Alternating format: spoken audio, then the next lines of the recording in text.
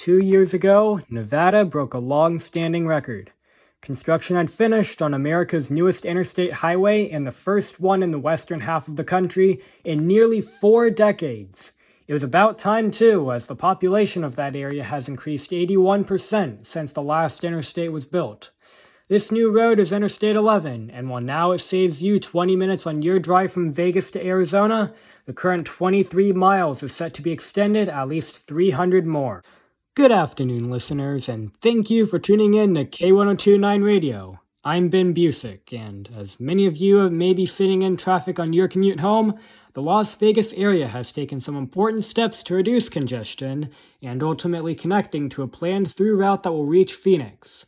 Today we will be taking a look at why this proposed highway link should be built, what's been done already, and what it means for the region. Back in 1956, when the Federal Aid Highway Act was signed into law, states were able to construct tens of thousands of miles of brand new interstate highways. The original plan laid out over 40,000 miles of new highway to connect cities all across the country, but an important link was missed. Today, Phoenix and Las Vegas are the largest adjacent cities not to be directly connected by an interstate highway. The two cities have a combined population of 7,210,000, meaning that all those people, including the trucks that carry the goods for them, have to make the trip on the outdated back road that is US 93. This is made even worse considering that the Colorado River crossing of Highway 93 is the Hoover Dam, which created a major choke point with its hairpin approaches and very low speed limit.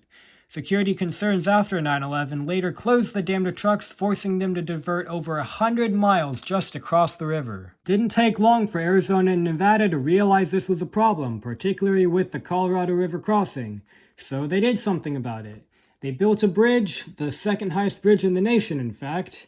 It's shown to be an excellent demonstration of the effect that road capacity has on traffic, meaning that with a 4-lane bridge with much higher capacity than its predecessor, more vehicles will use the bridge, creating more traffic in other areas.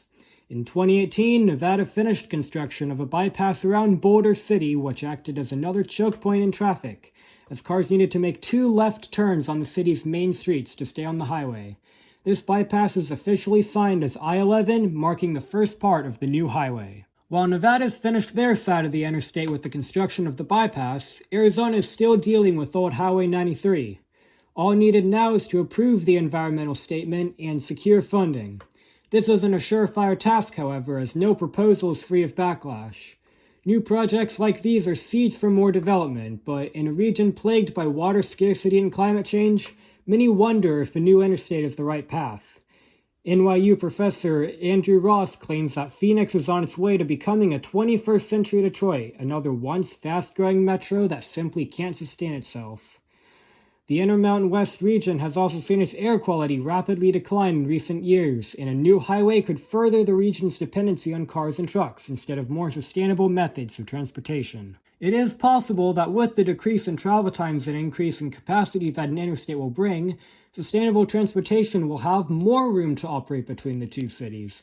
Biofuel buses and electric cars all need a good road network to flourish, and additionally, a study by the American Highway Users Alliance found that interstates return more than $6 in economic productivity for every dollar in cost, and reduce travel times by over 20% on average. They also saves lives too. Highway 93 in Arizona has been ranked as one of the most dangerous highways in the United States, with a very high crash per mile rate for its rural nature and more than double medical response time compared to the national average.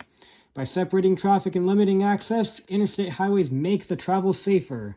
Nearly every city pair in the United States gets those advantages, and it doesn't make sense to withhold them from Vegas and Phoenix. A somewhat surprising big factor in the proposed highway is Mexico. US 93 already sits on the Canamex corridor, established by NAFTA to promote land trade between the countries, and exports from Arizona and Mexico and vice versa are expected to nearly triple by 2040. New water ports are also thriving in Mexico to relieve congested ports in LA and to keep up with the growth of Pacific Rim countries, and An improved land port of entry connection with I-11 would provide more links in the region and lead to stronger trade relationships with Mexico and other international countries. The interstate highway system facilitates the modern movement of goods and people from one city to the next. This pattern holds true for nearly every group of cities in the country, and as the growth in the western United States continues, it's about time we finally fill in our missing link. Once again, thank you for tuning in to K1029. Ben Busiek, signing off.